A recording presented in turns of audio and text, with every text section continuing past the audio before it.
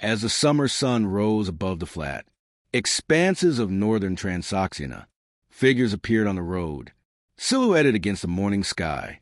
The ground trembled as the armies of the Abbasid Caliphate and the Tang Empire of China marched along the banks of the Talas River. What started as a frontier dispute escalated into a regional conflict that will now be decided. On the battlefield nearby, war was to come, and now it was here. Following the death of Prophet Muhammad, the swiftness of the Arab conquest was nothing short of astonishing. In less than 2 decades, the Eastern Roman Empire was deprived of its lands. In the Middle East, and the Sasanian Empire was conquered entirely. But further afield, Central Asia was much harder to subdue than settled by sedentary Iranian peoples, divided into a number of small kingdoms, principalities and city-states, as well as Turkic tribes roaming the steppes and the expanses between urban centers. Instead of fighting a single enemy, the Arab armies had to reduce the petty states one by one, facing determined resistance and contending with frequent revolts and setbacks over the next 50 years. By then, caliphal rule had passed on to the Umayyad dynasty, which saw the appointment of Qutayba ibn Muslim as governor of Khorasan, an excellent administrator and military commander who was able to make significant inroads, and through clever policies of recruiting local Iranians into his army, as well as integrating some of the petty rulers into the power structure of the caliphate, he was able to greatly pacify the region, of which Transoxiana was of greatest importance. These were some of the wealthiest lands in the world during medieval times, thanks to extensive trade with China, mostly in silk and jade, and with Europe in goods such as amber, furs, honey, and walrus ivory, making Transoxiana one of the most strategically important areas on the planet. But with these territorial acquisitions, the caliphate entered the sphere of interest of the Tang Empire of China. For several centuries, China made its presence felt in Central Asia, and during the reign of Tang Emperor Xuanzong, its westward ambitions grew in scale. Xuanzong was a diligent and astute ruler who, with the help of his famous 3 chancellors, is credited for bringing Tang China to the pinnacle of culture and power.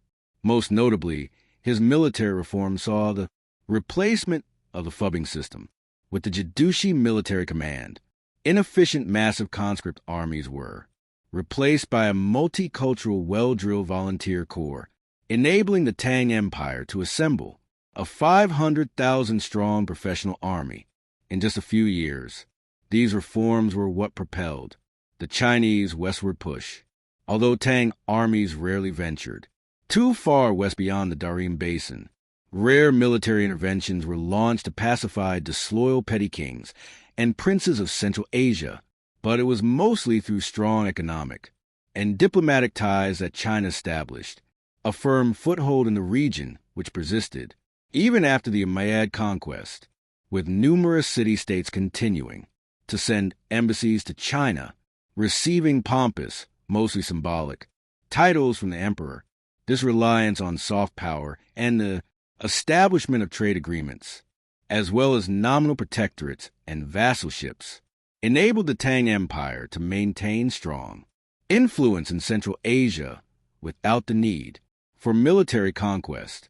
At this time, the biggest threat to China's westward ambitions was a powerful Tibetan empire, which successfully challenged the Tang for control over the Tarim Basin, a mostly desert wasteland dotted with strategically important urban towns and cities.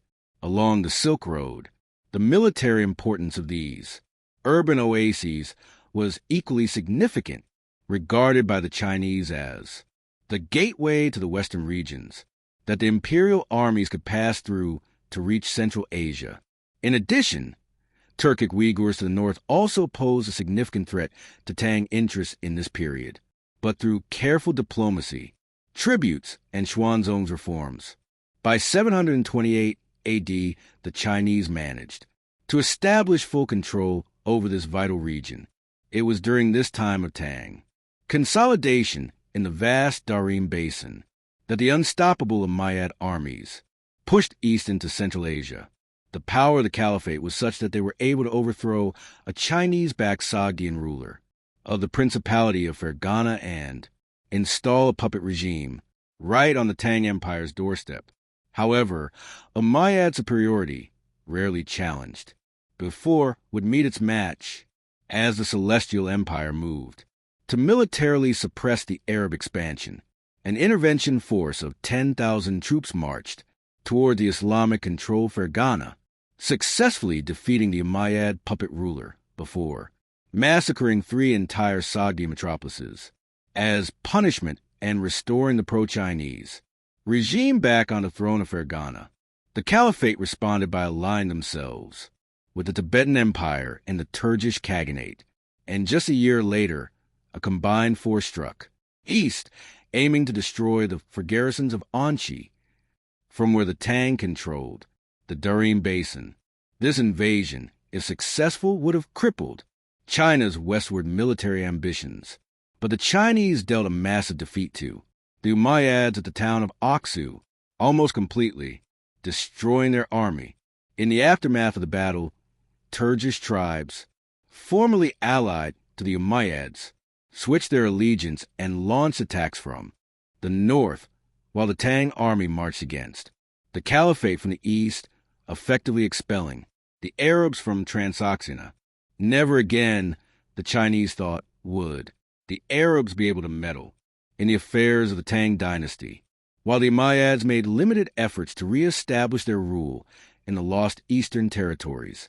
Their main focus shifted west, away from the region, and with this a power vacuum was created that allowed the House of Abbas to slowly build prominence in the remote but important region of Khorasan. In the ensuing decades, the Abbasids carefully intrigued against the Umayyads, recruiting followers from discontented and dispossessed locals, eventually raising the banner of revolution. The revolt spread quickly under military leadership of Abu Muslim, a commander in the service of the Abbasids, culminating with a victory in the Battle of Zab, which effectively ended Umayyad rule and led to the proclamation of the first Abbasid Caliph. With most of their power base located in Persia, the new regime shifted their military focus east, recognizing the importance of the phenomenally rich lands of Transoxiana. But the cunning Emperor Xuanzong exploited the instability within the Caliphate during the 3 years-long Abbasid Revolution by launching a 3-pronged attack. This time, however, the Tang armies were ordered to establish a firm military foothold in Central Asia, with the Korean General Gao Shinji in command.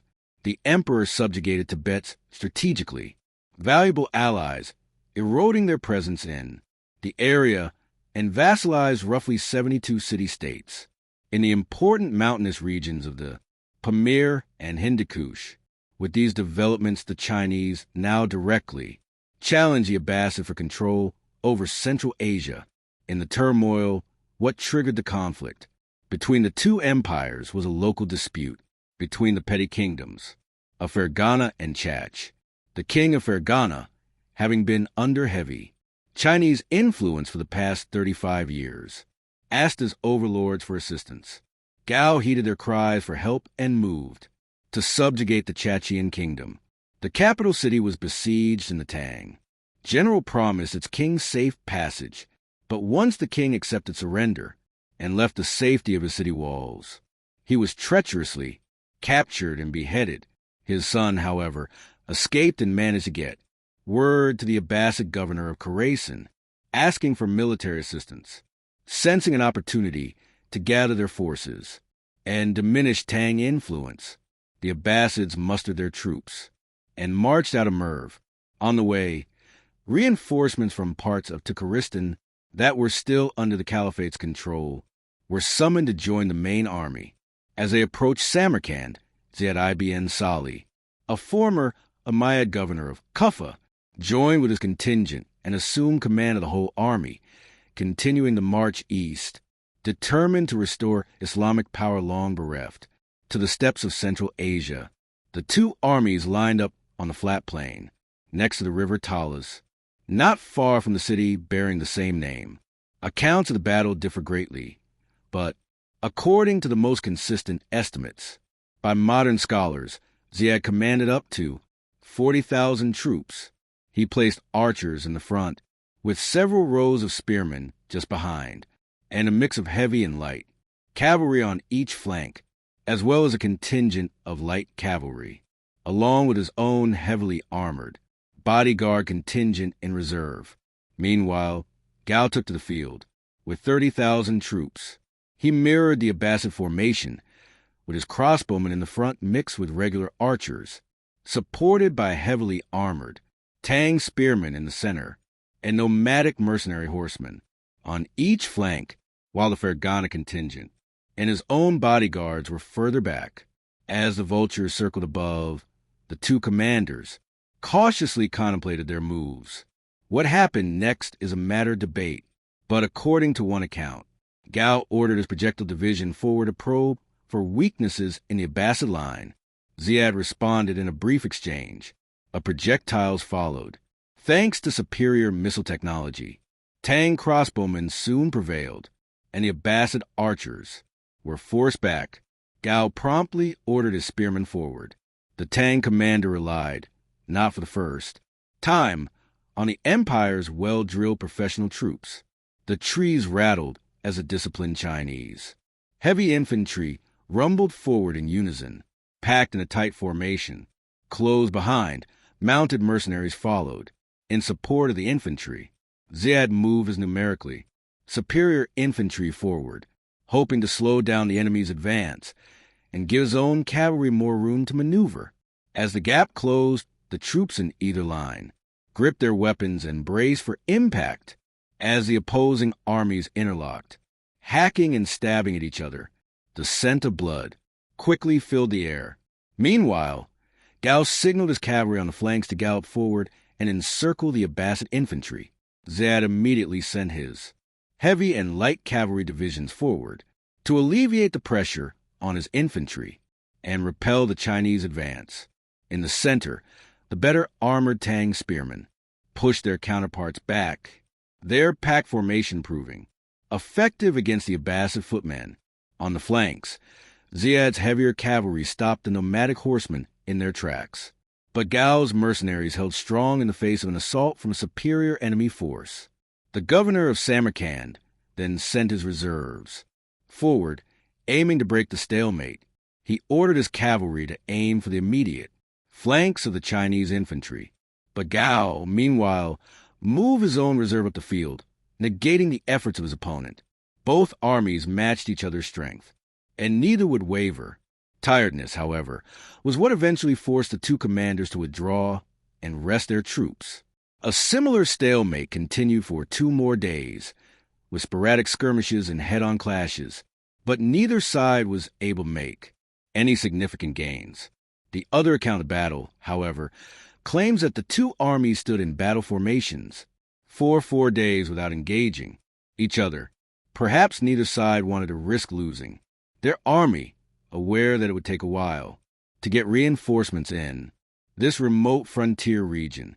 But perhaps unbeknownst to Gao, prior to the battle, Ziad had established contact with a contingent from one of the Turkic Karluk tribes living in the steppes further east, recruiting them into his ranks. As small groups of riders trickled in for a couple of days, the Muslim commander concealed them in the tall grass across the Talas River. Then, on the 5th day of the battle, Ziad knew he was ready. He ordered his archers and spearmen forward, with cavalry following close behind. The Abbasids advanced at a strong pace, while Gao and his troops slowly moved forward into position.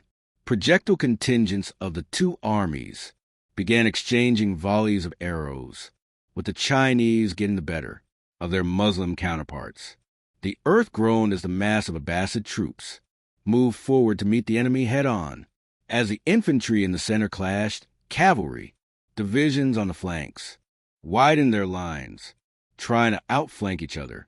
Soon, however, the Abbasid cavalry managed to force the Chinese mounted troops into a brutal static melee as Gao's nomadic mercenaries couldn't feign retreat without exposing the flanks of the infantry in the center.